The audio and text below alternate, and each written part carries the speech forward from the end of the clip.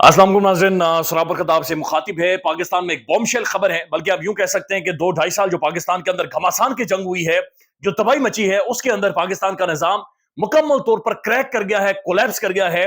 और जो डिबेट रोकने के लिए, जो बातचीत गुफ्तगू रोकने के लिए पाकिस्तान में मार धाड़ हुई, जुबानें बंद की गई और एक बदतरीन टॉर्चर हमने पाकिस्तान के अंदर देखा है।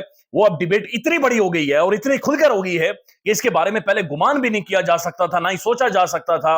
इस्लामाबाद हाई कोर्ट के 6 मुअज़्ज़ज़ जजेस ने खत लिखा है। खत मंजर यहां पर आ गया है और यह निजाम के खिलाफ एक तरह की आप कह सकते हैं कि पहली बगावत है कि जहां पर जजेस खुलकर बोले हैं, उन्होंने खुलकर बताया है। और यह भी आपके सामने आ जाएगा कि इस्लामाबाद हाई कोर्ट जो तगड़ी हाई कोर्ट है, पाकिस्तान की एक बहुत बड़ी अदालत है, इंसाफ का एक बड़ा तराजू, बड़े जजेस, बड़ी शख्सियात, उनके ऊपर किस तरह से दबाव डाला गया, किस तरह से उन्हें मैनेज किया जाता रहा, किस तरह से कंट्रोल किया जाता रहा, यहां तक कि उनके घरों के बेडरूम के अंदर कैमरे लगाए गए, फिल्माया गया, उनके जो पर्सनल मूवमेंट थे, पर्सनल जो अपनी जातियात वो करते थे, वो सारी चीजें फिल्माई गई हैं। यहां तक कि जजेस इतने प्रेशर में आए कि हॉस्पिटल के अंदर जाकर दाखिल हुए और ये जजेस बाकायदा से उस खत के अंदर बता रहे हैं, पाकिस्तान का सोशल मीडिया चीख उठा है और ये एक कोलैप्स है। ये यहां से अब आप कह सकते हैं कि पाकिस्तान का मुआशरा सोचना भी शुरू करेगा, इवॉल्व करना भी शुरू करेगा और जो असल बहुत सारी चीजें थी उनकी निशानदेही होना शुरू हो गई है। लेकिन इसके अंदर बदकिस्मती यह है कि जो इल्जाम डायरेक्ट लगाए गए हैं, पाकिस्तान के खुफिया इदारों के ऊपर लगाए गए हैं। अब ये बड़ी संजीदा चुके इल्जाम हैं। इनके ऊपर गरीदा फारूकी साहब अभी चीख उठी हैं कि जनाब ये हो क्या गया है, लेकिन ये बड़ी संजीदा नौयत के इल्जाम हैं और ये काजी फायद ईसा साहब के दोनों कांधों के ऊपर अब ये बाहर आ गया है कि वो इस मामले को कैसे अब आगे लेकर जाते हैं और इसका क्या खुलासा करते हैं। मामला वहां से शुरू होता है जब काजी फायद ईसा साहब ने जो जस्टिस शौकत अली सिद्दीकी साहब उनके हवाले से जो उनके पर्क्स एंड प्रिविलेजेस उन्होंने दोबारा से बहाल किया और कहा गया कि उनके हवाले से जो माजी में फैसला आया था कि मिसकॉन्डक्ट के वो मुर्तकिब पाए हैं, तो उन्होंने कहा नहीं जी ये ठीक इंक्वायरी नहीं हुई। लिहाजा काजी फैसला साहब ने शौकत अली सिद्दीकी जो माजी में तकरीर के जरिए इल्जाम लगा चुके हैं कि पाकिस्तान के खुफिया इदारों ने उनके ऊपर प्रेशर डाला कि वो नवाज शरीफ और मरियम नवाज के हवाले से खुफिया इदारों से बाकायदे से डायरेक्शंस लें, क्योंकि अगर डायरेक्शंस नहीं लेते तो उनकी 2 साल की मेहनत बुनियादी तौर पर जाया हो जाएगी। अब इस्लामाबाद हाईकोर्ट के जजेस ये कह रहे हैं कि नहीं, ये मामला सिर्फ उनकी पर्क्स एंड प्रिविलेजेस, तनख्वाह, पेंशन वगैरह ये बहाल करने पर नहीं है। जनाब बात इससे आगे बढ़े और इंक्वायरी करें और देखें कि शौकत अजीज सिद्दीकी उस वक्त ये कह रहा था कि खुफिया इदारे उन पर दबाव डाल रहे हैं, तो ये बताएं कि आज के जो जजेस हैं, आज के जो मुअज़्ज़ज़ जजेस हैं, क्या उनके ऊपर भी दबाव है या नहीं है। और उसके बाद वो जजेस बाकायदा से वो इंसिडेंट कोट करते हैं, वो वाकयात बताते हैं कि जब खुफिया इदारे उनके ऊपर दबाव डालते रहे और किस प्रेशर, कर्ब और टॉर्चर से, प्रेशर कुकर से इस्लामाबाद हाईकोर्ट के जजेस गुजरते रहे। और ये आपको जाहिर करता है कि जो मारधाड़ हुई 2-2.5 सालों में, जो बिल्कुल तबाही, एक मॉरल कोलैप्स, पाकिस्तान के लॉज का कोलैप्स हुआ, पाकिस्तान का कानून की धज्जियां उड़ाई गई हैं, उसके अंदर जो अदालतें बेबस नजर आई हैं, पाकिस्तान की अदालतें जो करप्ट तरीन इदारा डिक्लेयर किया ट्रांसपेरेंसी इंटरनेशनल है, उसकी बुनियादी वजह क्या थी? जजेस किस दबाव में काम करते हैं, किस प्रेशर में काम करते हैं, सिर्फ चंद एक वाकयात आपके सामने रख देते हैं। और ये याद रखें कि 6 जजेस ने, इस्लामाबाद हाईकोर्ट के 6 जजेस ने सुप्रीम जुडिशियल काउंसिल, जो एक बाकायदा बॉडी है जहां पर जजेस की शिकायत के हवाले से सुना जाता है, जिसे हेड काजी फायद ईसा साहब कर रहे हैं, चीफ जस्टिस ऑफ पाकिस्तान, उसे ये खत लिखा है और खत के अंदर ये सारे वाकयात बताए हैं। कुछ एक वाकयात आपके सामने रख देते हैं और जो आपको बताएंगे कि जजेस कैसे गुजरे और उनके ऊपर क्या क्या होता रहा है। अंग्रेजी में पढ़ देता हूं, साथ साथ आप उर्दू में भी मोटा मोटा ट्रांसलेट आपके लिए कर देंगे।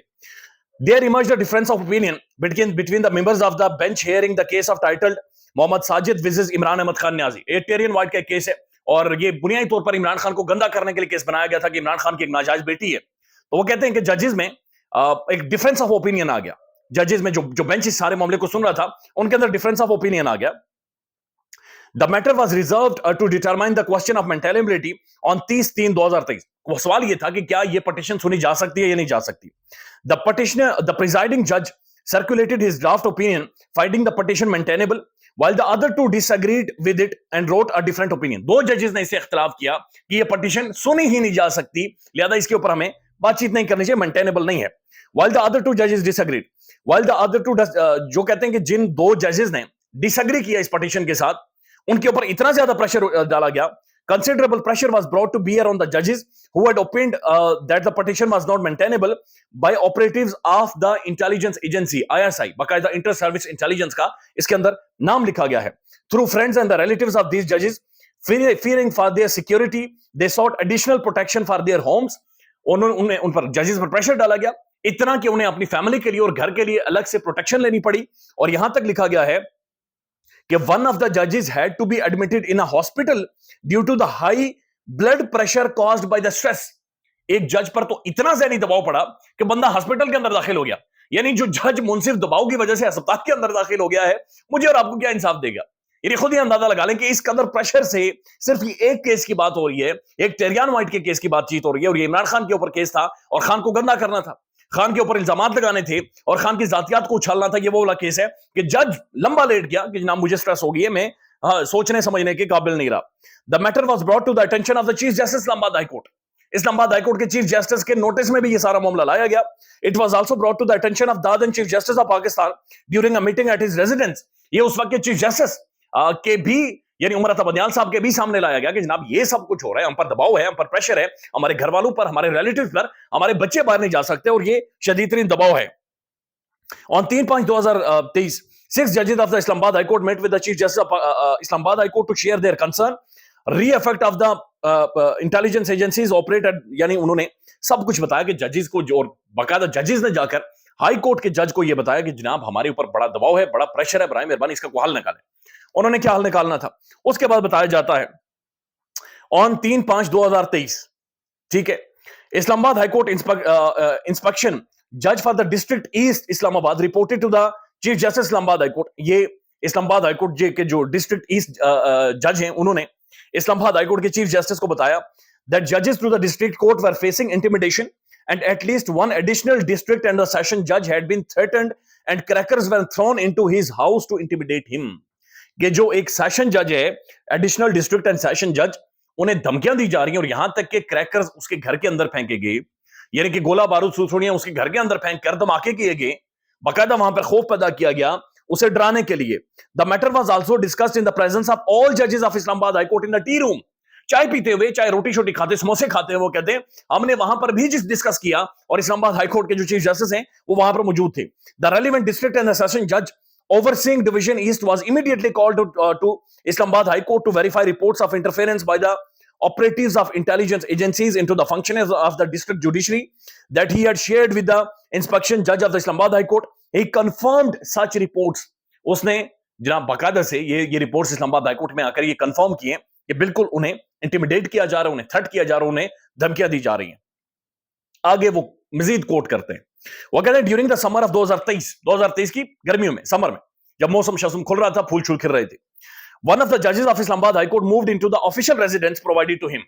एक जज इस्लामाबाद की एक ऑफिशियल रेजिडेंस जो उन्हें दी गई थी, वहां पर गए, वहां पर जाहिर है फूल भी खिले हुए थे, इस्लामाबाद में माहौल अच्छा था। During routine maintenance of the house, one of the wall mounted lights needed to be removed. एक दीवार के ऊपर से लाइट रिमूव करनी थी। It transpired that a video camera was fixed in the light fixture। Bulb के अंदर, रोशनी के अंदर एक कैमरा था जो कि फिक्स हुआ था, which was equipped with the SIM card। उसके अंदर सिम कार्ड मौजूद थी, and was recording audios and videos from the drawing room of the residence of the judges and transmitted them to somewhere। कि वो audio और video को record करके कहीं और पर भेज रहा था। जज की घर की ऑफिशियल रेजिडेंस, वहां पर जाकर उसकी ऑडियोज और वीडियोज रिकॉर्ड करके कहीं और भेजी जा रही थी। Another such camera was installed on what was considered to be the master bedroom of the judge home। Master bedroom जहां पर जाहिर है जज साहब और उनकी बेगम टाइम शेयर करती हैं, वहां पर कैमरा लगाया गया था। The USBs from the surveillance equipment were recorded and they reflected stored private videos of the judges and his family members which was played in the presence of the members of the judges of Islamabad High Court to confirm their content। कि उनकी खुफिया videos record की जा रही थी, family के जाती moments की खुफिया वीडियोस बाकायदा से वहां पर रिकॉर्ड की जा रही थी। सारा मामला इस्लामाबाद हाई कोर्ट के जजेस के सामने भी लाया गया है। The matter was brought to the attention of chief justice of Islamabad high court. There has no determination of who installed the equipment. कुछ नहीं बताया गया कि किसने वो इक्विपमेंट इंस्टॉल किया था। Who is to be held accountable for putting in place are designed to make recording of the judges and his family's privacy in their home।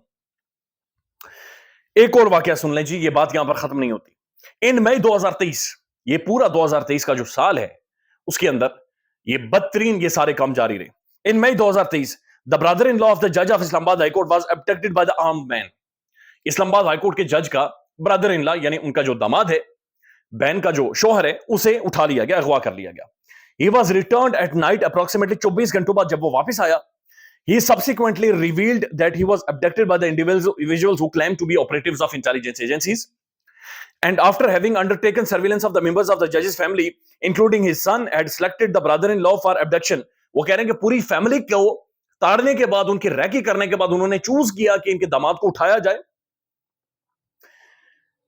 During his confinement, he was administered electric shock. He was also forced to record a video on the instructions of the abductors.